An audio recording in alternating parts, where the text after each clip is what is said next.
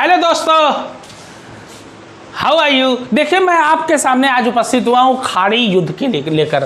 खाड़ी युद्ध किसके किसके बीच हुआ, क्यों हुआ, किस वजह से हुआ, ये सारी जानकारी मैं आपको उपलब्ध कराने जा रहा हूँ और बारी बारी से मैं उपलब्ध कराऊंगा। देखिए, खाड़ी युद्ध जो हुआ था ये बड़ा विध्वंसक युद्ध था और इस युद्ध में कई लोग मारे गए, कई लोग हताहत हुए और कई लोग वुंडेड हुए, यानी जख्मी हुए। ये युद्ध कब हुआ था? ये युद्ध जो हुआ था लगभग जो है ये 2 अगस्त 1990 से लेकर 28 फरवरी 1991 तक हुआ था। अब देखिए मज़ा, 28 फरवरी 1991 तक हुआ था। ये 2 अगस्त 1990 से शुरू हुआ था और 28 फरवरी 1991 तक ये हुआ था। इस युद्ध में बहुत लोग मारे गए। अब अमेरिका, देखिए किसके किसके बीच हुआ था। देखिए, कुवैत के बीच हुआ था, कुवैत वर्सेस इराक, ये युद्ध हो गया था। और इराक ने क्या किया था, इराक ने जो है कुवैत को पूरे तरीके से क्या कर लिया था, अपने कंट्रोल में कर लिया था। यानी कुवैत जो है पूरे तरीके से अंडर कंट्रोल हो गया था, किसके? इराक के। अब देखिए यहां पर मसला क्या हुआ, ये युद्ध क्यों हुआ, किस कारण हुआ, ये मैं आपको बताने जा रहा हूं। देखिए, इराक, मान लीजिए ये इराक का नक्शा है, ये इराक है, देखिएगा थोड़ा ध्यान से। और ये मान लीजिए क्या है, ये है आपका कुवैत। कुवैत बहुत छोटा है लेकिन इसकी करेंसी दुनिया में सबसे बड़ी करेंसी है। अगर एक कुवैती दिनार अगर वहां से लाया जाए तो यहाँ लगभग 250 क्रॉस कर जाएगा। 260, 265, 270 उसकी वैल्यू है। देखिए, इराक में तेल का भंडार था, इराक में तेल का भंडार है, लेकिन जो इराक जो तेल, देखिए ये इराक और कुवैत के बीच में, देखिए कुवैत थोड़ा नीचे है और इराक थोड़ा ऊपर है। और इराक का तेल जो है ये स्लोपिंग एरिया में आता है। इराक का तेल जो है फिसल के जो है कुवैत के हिस्से में बॉर्डर पे आ जा रहा था और कुवैत क्या कर रहा था, कुवैत इसकी चोरी करने लगा। और इराक का जो तेल था वो धीरे धीरे करके क्या करने लगा, वो चुराने लगा। और इराक जो है ये उसको पता ही नहीं, इराक को पता ही नहीं कि कुवैत मेरा तेल चुरा रहा है। और कुवैत जो है अपने तेल का भंडार, पहले ही से कुवैत के पास भंडार है। कुवैत एक अमीर देश खुद ही है, लेकिन वो कहते हैं ना कि लालच जो होती है, डिजायर यानी इच्छा, ये इंसान को जो है क्या बना देती है, इंसान को मजबूर कर देती है और इंसान को गलत काम करने की ओर जो है ये अग्रसर कर देती है। अब यहां पे क्या हुआ, जब ये स्लोपिंग एरिया में की तरफ जब ये ढुलान, भाई ढुलान थी ना, ये ऐसे ढुल रहा था और जब ढुल रहा था तो तेल जो है कुवैत के पास आ रहा था और कुवैत जो है इसकी चोरी कर रहा था। और कुवैत जो चोरी कर रहा था ये जो है इराक को पता चल गया। इराक ने कहा, भैया कुवैत आप मेरे तेल की चोरी मत करो, आप कृपया करके जो है तेल मेरा जो है यहां से मत निकालो, क्योंकि अंतरराष्ट्रीय बाजार में, इंटरनेशनल मार्केट में जो है मेरे तेल की कीमत की वैल्यू कम हो जाएगी और मेरा भंडार जो है खाली होने लगेगा और हमको पर्याप्त तेल नहीं उपलब्ध हो पाएगा और मैं एक्सपोर्ट क्या करूंगा और वहां से जो है हमको पैसे की आमदनी जो है थोड़ा कम होगी। यानी आर्थिक रूप से, इकोनॉमिकल पावर में इराक जो है वैसे ही कमजोर था और वो कुवैत के माध्यम से इनडायरेक्टली क्या हो रहा था, कुवैत के माध्यम से इराक और जो है थोड़ा सा क्या हो गया, ये जो है इकोनॉमिकल पावर उसका जो है कमजोर हो गया। अब इराक तिलमिला गया। इराक बोला कुवैत से कि कृपया करके आप मेरा तेल ना निकालो।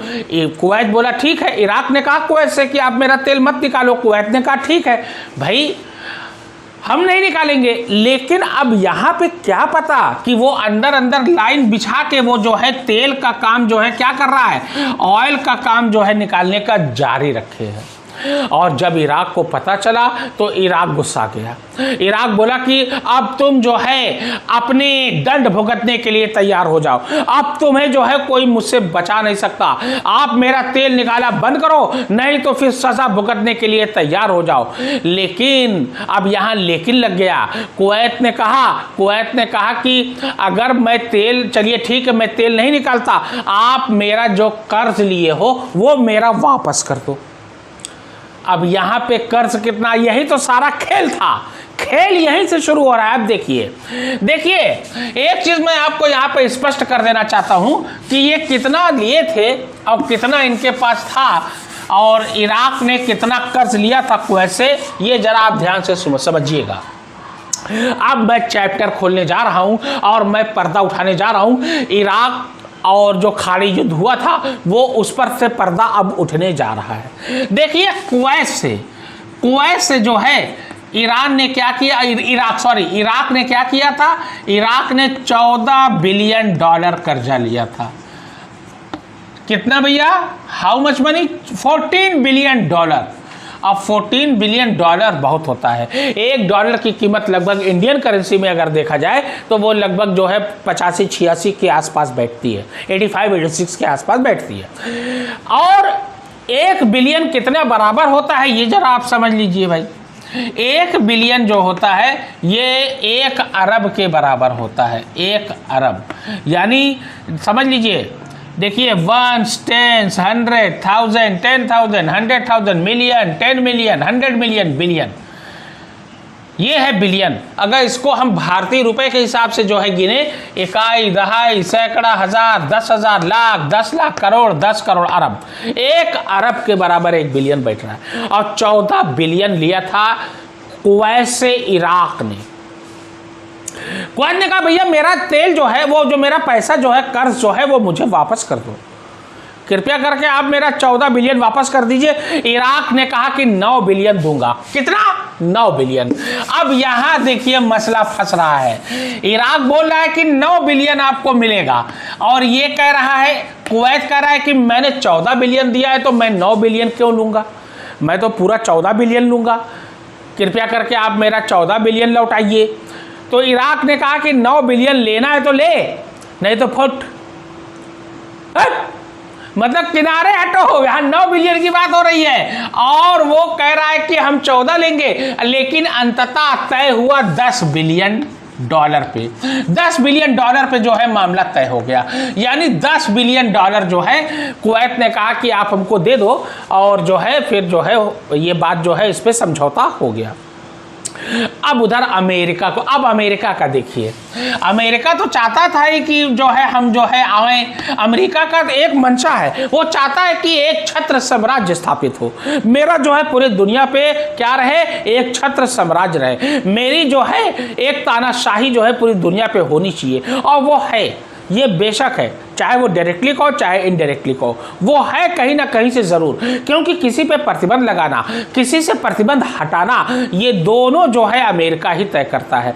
यूएनओ को खड़ा करना और यूएनओ को अपनी बातों को यूएनओ से मनवाना, और जो वो बोलता है यूएनओ वही करता है। यानी यूएनओ यानी यूनाइटेड नेशन ऑर्गेनाइजेशन, ये जो है बहुत बड़ी संस्था है और ये शांति के लिए बनाई गई थी, उसमें भी अमेरिका का हस्तक्षेप है, इतना बड़ा पावर। अब देखिए यहां पे मसला, अमेरिका को जब पता चला, बोला कि अरे कुवैत से जब संदेश गया अमेरिका के पास, भाई अमेरिका ही तो सब कुछ करता है, अमेरिका बोला कि यार तुम 10 बिलियन काहे ले रहे हो, 10 बिलियन क्यों ले रहे हो, मांगो पूरा मांगो, 14 बिलियन, कैसा 10, 9 10 कुछ नहीं, 14 बिलियन अपना मांग, जो तुमने लिया है। कुवैत से बोला कि तुम अपना इराक से 14 बिलियन मांगो। ये 9-10 बिलियन क्या होता है भाई, तुमने 14 बिलियन दिया है, 14 बिलियन मांगो। अब यहां मामला फंस गया। इराक जो है, मतलब अब तो सोचा अमेरिका मेरे साथ है, अब जब अमेरिका साथ में है तब किसको क्या औकात है कि कोई कुछ क्या कर लेगा। अब जब अमेरिका बोल रहा है कि हम हैं, पीछे हैं, खड़े हैं, घबराओ मत, अगर कोई कार्रवाई होती है तो फौरन उस पर कार्रवाई की जाएगी। अमेरिका जो है कुवैत के साथ हो गया, और कुवैत जो है चने के झाड़ पे, भाई चने के झाड़ पे ये जो है कुवैत चढ़ गए। कुवैत ने कहा अरे वाह वाह भाई अमेरिका वाह, तुम तो मेरे साथ हो, अब तो मजा आ गया, अब तो हम 14 बिलियन लेंगे, लाओ भाई मेरा 14 बिलियन। इराक बोला अरे अभी 10 बिलियन पे जो है बात तय हुई थी, अब 14 बिलियन क्या बात है, इसके पीछे क्या कारण है, ये कारण का पता लगाना पड़ेगा, और अवश्य लगा कर रहूंगा। इराक ने जब पता लगाया तो इराक को पता चला कि अमेरिका पीछे से इनको ढकेल रहा है। अमेरिका कह रहा है कि ये 14 बिलियन जो है मांगो। जब इनको पता चला इराक को कि अमेरिका का भी हाथ है तो इराक तिलमिला गया। सद्दाम हुसैन, अब यहीं पे एंट्री सद्दाम हुसैन की होने जा रही है। देखिए सद्दाम हुसैन कौन? सद्दाम हुसैन जो है इराकी प्रेसिडेंट। कब बना था? 1979 से लेकर 1991 तक ये इराक का क्या रहा? प्रेसिडेंट रहा। 1979 से लेकर 1991 तक। उसके बाद जब युद्ध, अभी मैं युद्ध के बारे में बताने जा रहा हूं, जब युद्ध समाप्त हुआ तो फिर 1994 से लेकर 2003 तक ये प्राइम मिनिस्टर रहा। पहले ये इराकी प्रेसिडेंट थे और उसके बाद ये क्या बने? ये जो है प्राइम मिनिस्टर बने। अच्छा, अब चूंकि ये इराकी राष्ट्रपति था और इराक का सर्वे सर्वा था, इराक का राष्ट्र अध्यक्ष भी था, तीनों सैन्य का जो है कमांडर भी था, उसने आदेश दिया तुरंत कुवैत पे अटैक करो। कुवैत पे अटैक हुआ और पूरा कुवैत जो है देखते देखते इराक के अंडर में आ गया। इराक के जो वो थे राजशाही परिवार के लोग थे वो भागे सऊदी अरब। उनमें से एक भाई उनका छूट गया और एक भाई को बाद में क्या हुआ कि बुलडोजर से, यानी जो वो होता है टैंक होता है, उससे कुचलवा डाला और उनको मरवा दिया। अब ये सऊदी गए। अब सऊदी जो है अमेरिका से कह रहा है कि आप आओ, और कुवैत भी कह रहा है आप आओ। अंततः अब देखिए, अब अंततः लग रहा है, अब देखिए अंततः 2 अगस्त, देखिए 2 अगस्त 1991 को अमेरिका के प्रेसिडेंट, तत्कालीन प्रेसिडेंट कौन थे? अमेरिका के तत्कालीन प्रेसिडेंट, अमेरिका के तत्कालीन प्रेसिडेंट थे जॉर्ज बुश। जॉर्ज बुश ने किसको आदेश दिया? जॉर्ज बुश ने जनरल, अमेरिका का जो जनरल होता है वो सबसे बड़ा होता है, जैसे इंडिया में जनरल होते हैं भाई, ठीक है ना भाई, जनरल होते हैं और जो है क्या कहते हैं, ब्रिगेडियर होते हैं, कर्नल होते हैं, तमाम होते हैं, लेफ्टिनेंट कर्नल होते हैं, लेफ्टिनेंट जनरल होता है, मेजर जनरल होता है। तो अमेरिका का जो जनरल था, यानी चीफ था जो सेना का, जनरल नॉर्मन से बोला कि तुम तुरंत अटैक कर दो। अब 39 देश अमेरिका सहित, कितने देश? 39 देश, 35, 36, 37 नहीं, 39 देश, 39 देश। और उसमें प्रमुख रूप से कौन था? उसमें प्रमुख रूप से Britain, France, Germany, Serbia, Luxembourg, America, ये तमाम देश जो है यूरोपियन कंट्री, एक तरीके से नाटो का पूरा ग्रुप था लगभग। ये सब जो है इराक पे जो है अटैक करना शुरू किया। हवाई हमला हो रहा है, ज़मीनी हमला हो रहा है, ये तमाम तरीके से हमले जो है जारी हैं। अब देखिए यहाँ पे कहानी देखिए, अब ये तो हो गया आपका। अब देखिए ये कहानी कहाँ से शुरू हो रही है, देखिए। अब ब्रिटेन और जर्मनी, फ्रांस, अमेरिका, सऊदी अरब, जॉर्डन, कुवैत, यूएई, ये तमाम देश जो है मिलके जो है, यूएई, यूनाइटेड अरब एमिरेट्स, ये भी था, जॉर्डन, सऊदी अरबिया, ये तमाम देश, ये तो गल्फ, ये तो मुस्लिम कंट्री है ना, ये भी जो है भाई, जाहिर सी बात, तो कुवैत भी मुस्लिम कंट्री, इराक भी मुस्लिम कंट्री। लेकिन अब जो कुवैत पे हमला हुआ तो कुवैत भागा अरब और सऊदी अरब से वहां गुहार लगा रहा है अमेरिकी राष्ट्रपति जॉर्ज बुश से कि आप जो है तुरंत अटैक करो। अमेरिका के राष्ट्रपति ने जनरल नॉर्मन को आदेश दिया कि तुरंत अटैक हो। तो यहाँ पे ये सब देश मिल गए, फ्रांस, ब्रिटेन, जर्मनी, ये तमाम देश जो है मिलके पूरा अटैक करना शुरू किए। और देखते देखते अब भाई 2 अगस्त से शुरू हुआ और 28 फरवरी को ये समाप्त हो गया। यानी 2 सितंबर, 2 अक्टूबर, 2 नवंबर, 2 दिसंबर, 2 जनवरी, 2 फरवरी, लगभग 7 महीना चला। 7 महीने में इराक को पूरे तरीके से नष्ट नाबूद कर दिया गया। और अमेरिका यही चाहता था।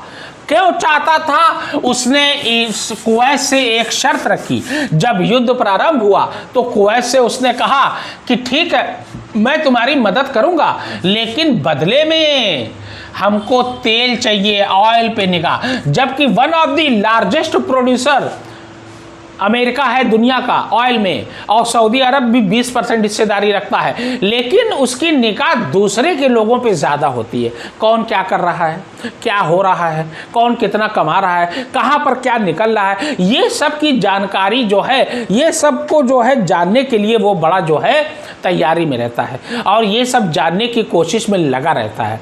अब कुवैत से बोला, कुवैत बोला ठीक, कुवैत को तो भाई आज़ादी चाहिए थी, कुवैत तो हर शर्त पे तैयार था वो। कुवैत ने कहा ठीक है, तेल आपको मिलेगा, जो भी हिस्सेदारी चाहिए मैं आपको तेल दूंगा, लेकिन कृपया करके प्लीज़ आप जो है इराक से हमारे देश को आज़ाद कराओ और हमारे देश को बचाओ। अब यहाँ पे अमेरिका बोला सोने पे सुहागा, तेल तो अपने पास है ही है, वो रिजर्व में रखता है, अपना तेल तो वो रिजर्व में रखता है माय डियर। तेल जो है दूसरों से लेता है फ्री में, वो भी कुवैत से ले लिया, अरब से ले लिया, जॉर्डन से ले लिया, ये तमाम गल्फ कंट्रियां हैं और सबसे लेके वो जो है वही उन्हीं का तेल, उन्हीं के तेल से बेच के अपना पैसा कमाता है और हथियार वगैरह जो बिकता है वो अलग। मतलब दूसरे के पैसे से ही पैसा बनाना ये उसकी फितरत और उसकी आदत बन चुकी है।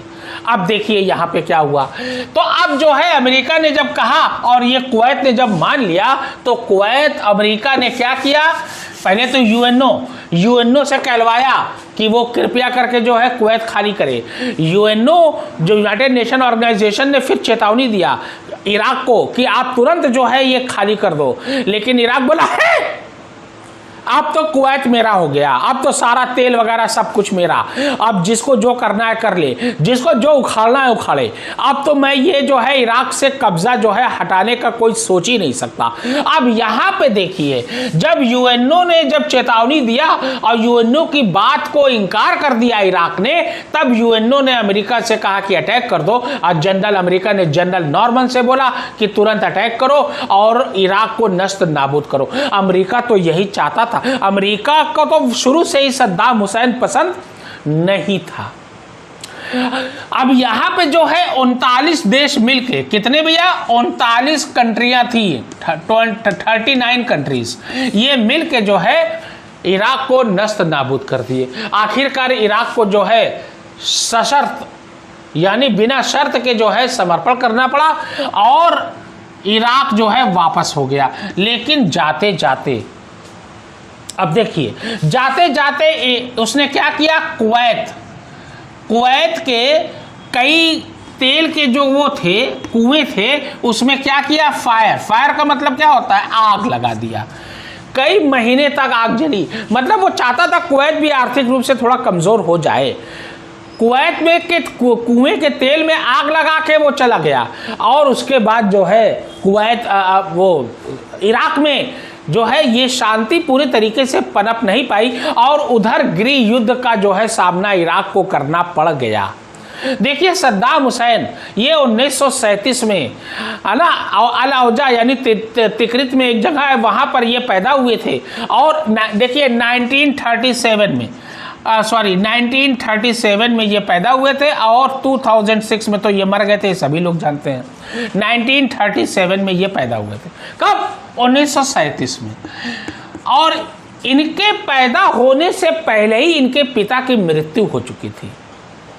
बहुत गरीबी में इनका जीवन बीता था और इनके चाचा ने यानी इनके अंकल ने इनको पाला पोसा और ये बाथ पार्टी में जब ज्वाइन हुए और कई बार जेल भी गए। और जब 1968 में जब बाथ पार्टी सत्ता में आई तो ये जो है राज्य के प्रमुख बने और अल-बक्र जो वहां के प्रेसिडेंट थे इराकी प्रेसिडेंट के इस्तीफे के बाद 1979 में ये क्या हुए, इराकी प्रेसिडेंट बन गए। कौन, सद्दाम हुसैन, इराकी प्रेसिडेंट ये बन गए। और इराकी प्रेसिडेंट बनने के बाद ये इन्होंने क्या किया, इन्होंने अपना एक छत्र साम्राज्य स्थापित किया और धीरे धीरे करके जनता के सामने एक अच्छी छवि बनाई। इनके गुप्तचर थे, पुलिस विभाग में खुफिया लोग थे, जो अगर कोई इनके खिलाफ जाता था सद्दाम हुसैन के तो उसको जो है ये मरवा देते। जाहिर सी बात है, किसी के खिलाफ अगर कोई जाएगा तो एक विद्रोह होगा ना, और विद्रोह को समाप्त करने के लिए, विद्रोह को खत्म करने के लिए सामने वाले को मरना जरूरी है। जो लीडर है उसको मार दो, काम खत्म। तो सद्दाम हुसैन के जो गुप्तचर थे वो उनको आके बताते थे, जानकारी देते थे और सद्दाम हुसैन उसी हिसाब से अपनी क्रियाओं को, अपने काम को अंजाम देते थे। यानी दुश्मन को मारना ये उनकी फितरत थी। जैसे चाणक्य ने कहा था कि दुश्मन को नष्ट नाबूद कर दो, पूरे तरीके से अगर मारना है तो खत्म करो। ध्यान देना। अब देखिए, अब यहाँ पे जब 1968 जब अल बकर ने 1979 में जब इस्तीफा दिया इराकी प्रेसिडेंट से, तो ये इराक के प्रेसिडेंट बन गए 1979 में, और तब से लेके एक तानाशाही के रूप में इन्होंने जो है राज किया और बड़ी आलीशान जिंदगी जिया।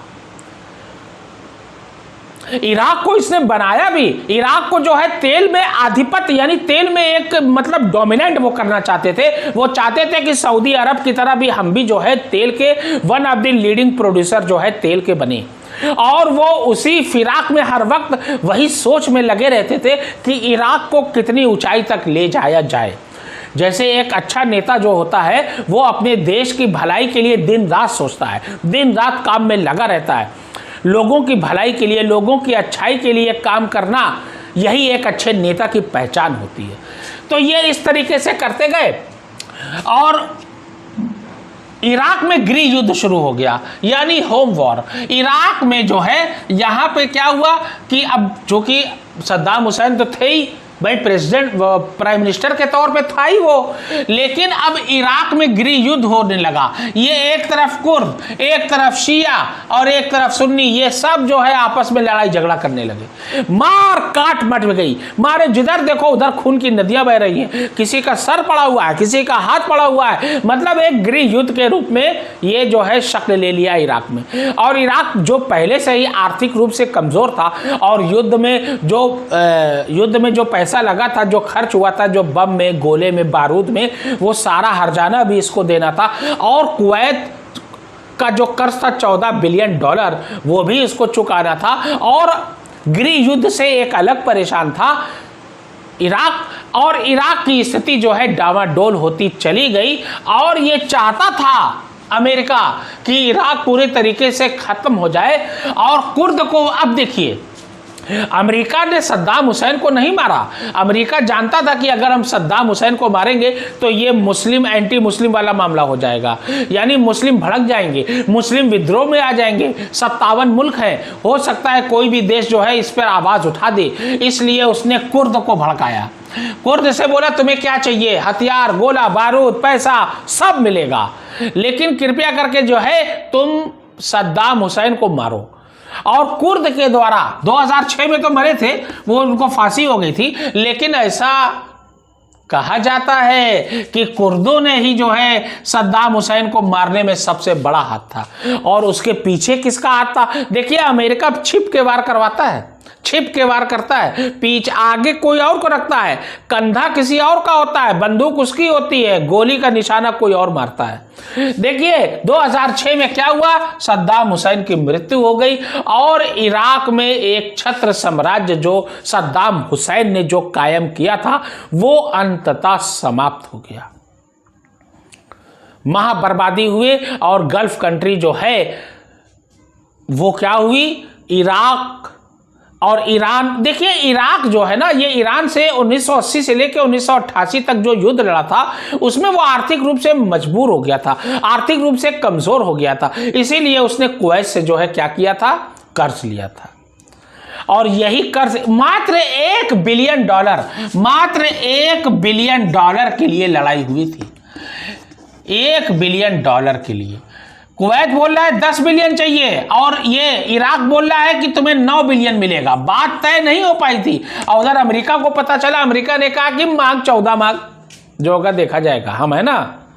अभी 14 मांगने लगे, इसीलिए युद्ध हुआ और अंततः जो है इराक के खात्मे के साथ युद्ध समाप्त हुआ।